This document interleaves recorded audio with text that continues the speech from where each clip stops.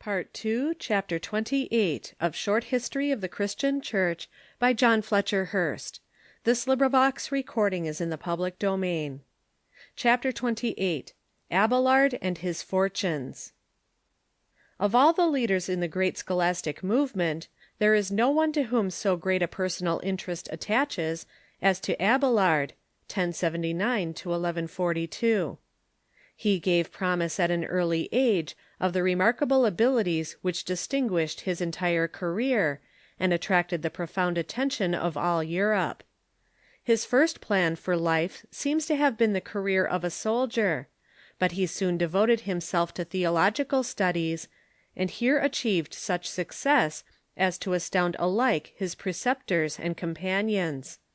He left his home, where he had enjoyed the teaching of the famous Roscelin of Compiègne, and repaired to Paris. William of Champeaux was at this time at the head of an abbey of St. Victor, which he himself had founded, and stood in the front of the theological and philosophical movement which had concentrated in that city. He was the first to give to the schools of Paris a university character, and to admit the laity as well as the clergy, and foreigners as well as natives, to the privileges of the highest education within the walls of a school of the Church. His liberal movement in this direction was the death knell of exclusionism in education, and the real preparation for the recognition, in all later time, of the rights of the poorest and humblest to all the wealth of science. Abelard placed himself under the charge of William, and developed with amazing rapidity.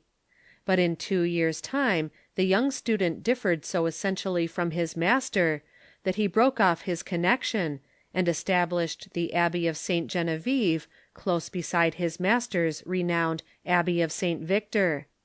Abelard emptied the walls of St. Victor. The multitudes gathered about him. The eloquence with which he taught, the mastery of language, the skill in logic, and the magnetism of his personality attracted a constantly increasing audience. To the multitudes who came from various countries all Paris was as nothing.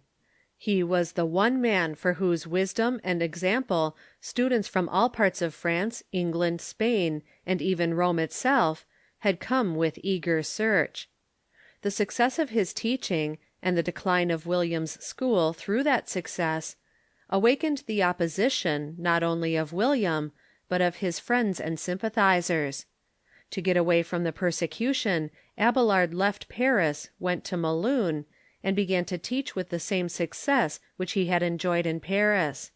He went thence to Corbeil, and taught as before. Here his health failed, and he retired for several years to his native place, Palais, near Nantes. He then returned to Paris. From this time he devoted himself entirely to the study of theology. He left Paris and went to Laon, where he had as his preceptor Anselm of Laon, the pupil of the celebrated Anselm. This man soon became unable to withstand the boldness of Abelard's ideas and the power of his eloquence, and secured his expulsion from Laon. Then Abelard returned to Paris and established a new school, which was overwhelmed in a short time by throngs of students. He was now at the head of the theological world of Europe. His students were devoted to him, and his opinions were accepted by his admirers as final. This school became the very centre of education for such of the clergy of Europe as desired a thorough scientific training. Guizot says of its success, "In this celebrated school were trained one pope (Celestine II), 19 cardinals, more than 50 bishops and archbishops, French, English, and German, and a much larger number of those men with whom popes, bishops, and cardinals had often to contend, such men as Arnold of Brescia, and others. The number of pupils which used at that time to assemble around Abelard had been estimated at upwards of 5,000." This man was now at the zenith of his power. He was employed by Flaubert, a canon of the Cathedral of Paris, to be the private teacher of his niece, the rarely gifted Heloise. He had an improper relation with her, and his name was stained by the crime of which not even his bitterest foe could have had a suspicion. Desire of wine and all delicious drinks, which many a famous warrior overturns, thou couldst repress, nor did the dancing ruby, sparkling outpoured, the flavor or the smell, or taste that cheers the hearts of gods or men, allure thee from the cool crystalline stream. But what availed this temperance, not complete, against another object more enticing? What boots it at one gate to make defence, and at another to let in the foe effeminately vanquished?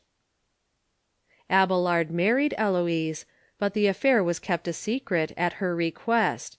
She was willing to suffer disgrace that his preferment might not suffer.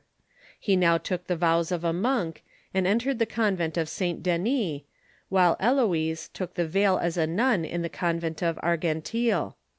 He continued to teach and to write, with broken spirit, but with a multitude of admirers. He was charged with heresy for certain remarks in his Introduction to Theology, and at the Council of Soissons, in 1121, he was compelled to burn his book with his own hands. He afterwards returned to his monastery of Saint Denis, but left it and built an oratory in the name of the Holy Trinity, which he called the Paraclete. At his death, in the year 1142, he left his oratory to be conducted by Eloise. He gave a strong blow to the supremacy of the Church Fathers by his book Sic et Non, Yea and Nay, in which, by paralleled quotations, he shows their irreconcilable contradictions. But he gave no concessions to skeptical writers. Here lay the most difficult point in the opposition by the ecclesiastical authorities to the direct teaching of Abelard. Nothing could be proved, save by inference, against his orthodoxy. While he assumed the unity of the divine being, he held that there were diversities of his relations, in which the divine persons consist. He also affirmed a knowledge of God to be arrived at by the reason. But he never claimed that this was either complete or accurate or independent of the full scriptural revelation. His works consist of Letters to Eloise, Exposition of the Lord's Prayer, Exposition of the Apostolic Creed, Exposition of the Athanasian Creed, Book against Heresies, Commentary on Romans, Sermons, Introduction to Theology, Epitome of Christian Doctrine, and various works of correspondence. The general effect of his teaching was to promote a critical and thorough method in the investigation of truth. End of chapter 28.